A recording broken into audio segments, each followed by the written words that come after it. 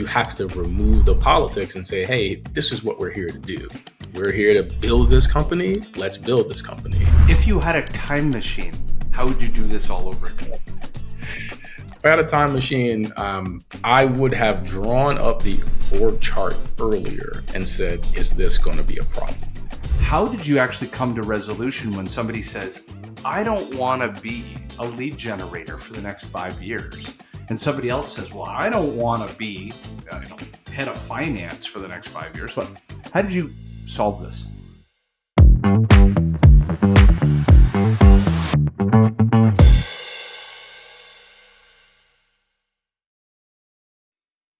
Welcome to Outsource to Profits. I have a fantastic guest here. Marcus, why don't you introduce yourself to the audience? Tell everybody what you do.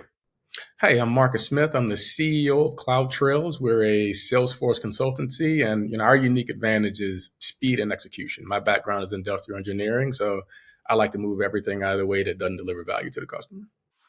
Fantastic. Now, for any new entrepreneurs or soon to be incorporating a new business entrepreneur, I want you to listen up. It's pretty difficult to undo it once you've done it. But many would argue the single most important element or moment in a company's history actually is day one, when you A, pick a partner, B, choose your equity split, 3, develop the rules to the road in your unanimous shareholders agreement that dictates the future of your marriage. I've owned 3 agencies. My first agency, while wildly successful at first, I ended up having to buy out a business partner because of alignment issues. I didn't recognize that 50-50 partners, and as you have a breakdown of alignment, is costly in the millions and millions of dollars. So with that, Marcus and I were talking about how we could really help the founder community, and he has something near and dear to his heart around alignment, and we're going to talk about it first. Marcus, why don't we tee this off with defining, people can learn through your story. Mm-hmm. So why don't we tee up the situation? We're going to basically go situation, challenge, then resolution.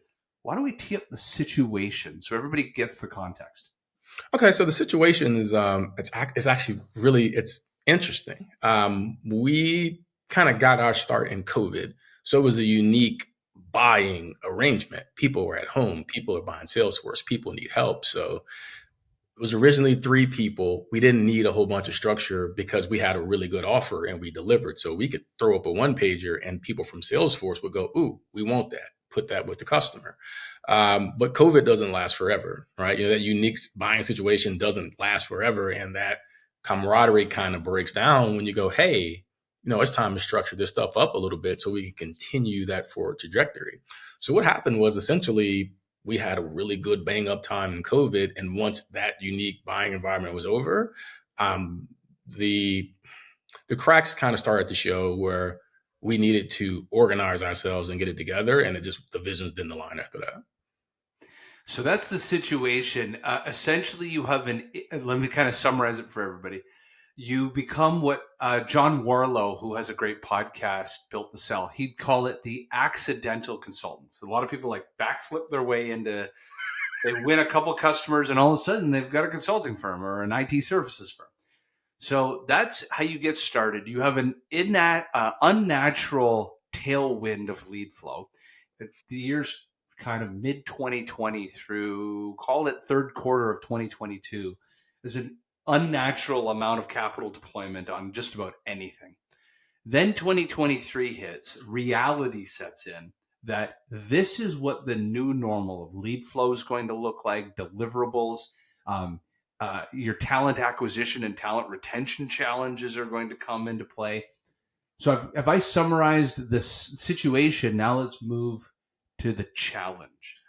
So where the cracks begin to show, where do you get the first kind of inflection point that, oh my God, we're not rowing in the same direction? Oh man, we drew an org chart. And I am of the mindset that in a small business, one of the things that kind of cracks is that people want to be disorganized for the sake of it because it's small, but you don't have to be. You can actually have a well-defined job and do it. but you have to remove the politics and say, hey, this is what we're here to do. We're here to build this company. Let's build this company. And when we drew the org chart, it just wasn't, we can't all be C-level people in a 5-person company. You really only need one C-level officer, me, and then everyone else needs to, lead a function and or deliver. And we And you have just, 3 partners at this time. And then, yeah. and what percentage, whatever you're willing to Oh, share, I can tell did you. you split it down the pipe 33% each?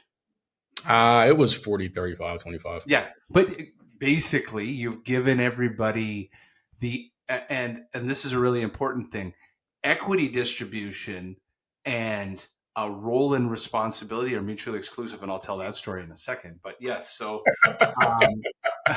so you have everybody fending to be the CEO, COO, CFO. Okay, so that's where the challenges start to emerge. Maybe I'll quickly tell the story that happened with myself. Before I even invent and pioneer this sales training category called social selling, in 2011, we take 2 small consulting companies, we start merging towards each other. And our titles were managing partners. We were equivalents. We both needed to make it rain. We both needed to sell, and we both needed to do delivery. And as we pioneered social selling and created social selling mastery, what ended up happening is we needed to start creating role diversification. We moved to 10 employees, then 20 employees, and so forth. And I continue to stay rainmaker. And my partner was to stay operations. So finance, HR, operations. And that started to work. But then our deals became larger and larger and more complex, where because I'm on the sales side, I'm hearing the voice of the customer. I'm now part of the onboarding experience. I'm now seeping into service delivery. And all of a sudden I wake up about 5-6 years into the business. I'm the revenue generator. I'm in onboarding. I'm in all customer service delivery, and I'm in product development and innovation. And what's remaining sliver is literally finance. So literally my partner becomes a bookkeeper, Yeah. and it starts to unravel. Is this tell us now, go deeper into that challenge before we get into the resolution. So for me, I'm a little different than that.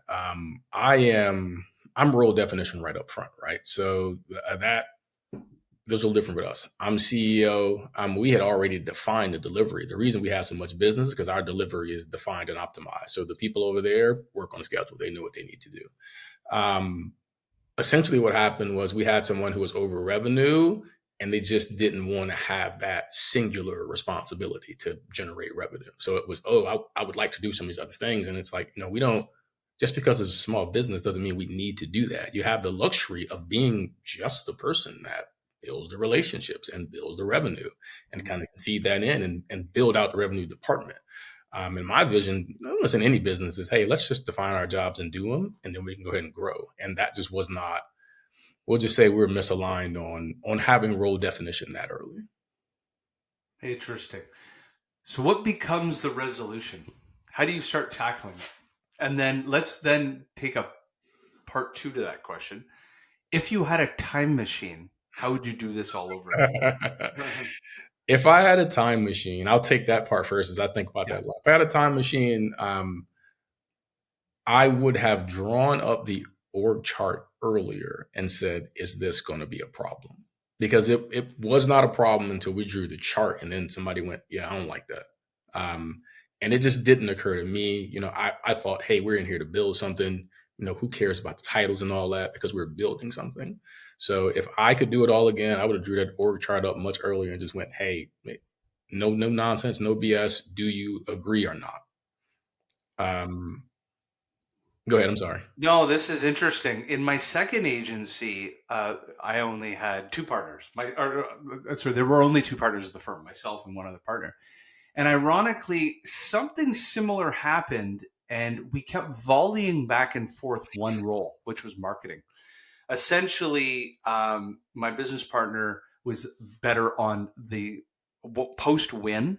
Think of service delivery, and also part of product innovation was both of our responsibilities. But my job was pre-sales. His job was post-sales, service delivery. And he had such an affinity for marketing, such a love for it. He wanted to also have that on the org chart under his name. But that actually didn't really, if you were to back up and look at it, a private equity firm would say, this doesn't make any sense. Yeah. You have a revenue officer who should look at all things sales and marketing. And then you should have somebody who leads service delivery operations. And just because you love something doesn't mean you should be doing it. And so ended up every like 6 months, it was like marketing was getting volleyed back and forth to each other. So interesting. Okay, so you wish you had drawn the org chart more clearly in advance. How did you actually come to resolution when somebody says, I don't want to be a lead generator for the next 5 years, and somebody else says, well, I don't want to be head of finance for the next 5 years? But how did you solve this? So I'll tell you, man, it came up in a really interesting way. We have a Sandler sales trainer, and he's a pretty direct guy, and he saw the tension, and he just, on one of our calls, he just said, look, I don't think this is going to work. And to this day, I thank him, because it's hard to build something with somebody and yourself be the one to say, hey man, this isn't going to work. He actually called it out, and then we just kind of started talking through it, and it just became, look, someone has to lead the company, and everyone else has to be in alignment with it. Yeah. Keeping equity or sell out? Oh, we had to buy it. Yeah, you had to buy out. Yeah. So it was, quite frankly, it got called out by a third party, and all three of us were on the phone, and I just went, yes, absolutely. Because I viewed this job as a responsibility to everyone in the company. It's not some trinket to me. People are trusting us to bring in revenue and pay paychecks and all that stuff. And our trainer called it out, and it started this kind of a slow grind to legal and payouts and negotiations and all of that. But I would say it probably started in around June, and became official in November. Interesting. In my first agency, I had to buy out a partner. There was a portion that was for the shares, the equity itself. And then I live in Canada, and I completely underestimated the reality of severance, because his agency had been around for 10 years before we even merged together. Mm-hmm. So there was a multi-year severance of, again, separating church and state. There's a difference between role, responsibility, and job title and pay than there is from equity ownership. So I had to kind of tackle both. So now you're a team of two. What have you done going forward to mitigate any alignment issues? And maybe have you documented things in your shareholders agreement to start isolating these future potential roadblocks? I would tell you, me and the remaining partner kind of experienced it together. So, you read that, I don't know, what is this? I'm going to say the name of the agreement wrong, but you read that agreement 10 or 15 times to somebody else, you got a pretty good idea of what's in there, what's not. Yeah. I would say between he and I, we just tend to look at work kind of the same way. We look at the responsibility the same way. He has his family's military background, my family's military background. So we kind of understand, okay, you're here to sacrifice, you're here to do something for something larger than you. Not to say that it would, that we'll be married forever. I thought I'd be married to this guy forever. But I think between the partner that I have left, if he and I have a problem, we can be really direct about it. Because to be frank, we've seen what the business can do. This is financial opportunity unlike one I've ever really had, right? Salesforce consulting, it can be good if you're good at it. Companies use it, they want to pay for it. And he and I both look at those books and go, you see what was happening. Let's not let whatever get in the way, because you saw what was happening. So I would say, like, kind of going forward, he and I are just very direct with each other. One thing that you touched on that I would like for just everyone to hear is you need to be really clear what that equity means and what your job is. Because that I have equity doesn't mean you just kind of have unilateral decision power whenever you want to. You're a shareholder, but that's different than your actual day-to-day job. And what I saw in 2 previous iterations of this company was people just use the idea that they own things to essentially try to do what they wanted to do. By the third agency, here's what I had learned. Our shareholders, so we incorporate the business and we had, I think it's called a waterfall, but essentially we all had to earn our equity over a time period. So it gave us a bit of a honeymoon period to see how we work together and to demonstrate that we all were rowing together. So you weren't gifted equity just because you incorporated the business. You had to earn the equity in. That was part A. Part B is the shareholders agreement has 3 stages. There is a single partner decision. Think of the amount of money you could spend or decisions that a single partner can make autonomous that don't slow things down. Then there is a majority vote, where 2 of the 3 partners have to come together and vote. And we follow EOS. So we have level 10 meetings every week and there's a vote every week. And then finally, unanimous decisions. So things that are material enough that all 3 have to align for it to work. And that's been great because now the partners know the rules to the road. I'll make something up. Like an individual partner can spend something up to $10,000 a year. Anything that is valued less than $10,000 over a 1-year period, like a software that you need for your department, you just do it. Whereas hiring, a manager would require 2 of the 3 partners to have done the interviews and to have voted, yes, I want to hire that person. Yeah. This was fantastic, Marcus. Where do people get a hold of you? What's the best way to communicate with you to learn more from your story? Cloudtrailz.com or Marcus, Marcus .smith, SMITH at cloudtrailz.com. This is fantastic. Thank you so much for being on the show. Thank you for having me.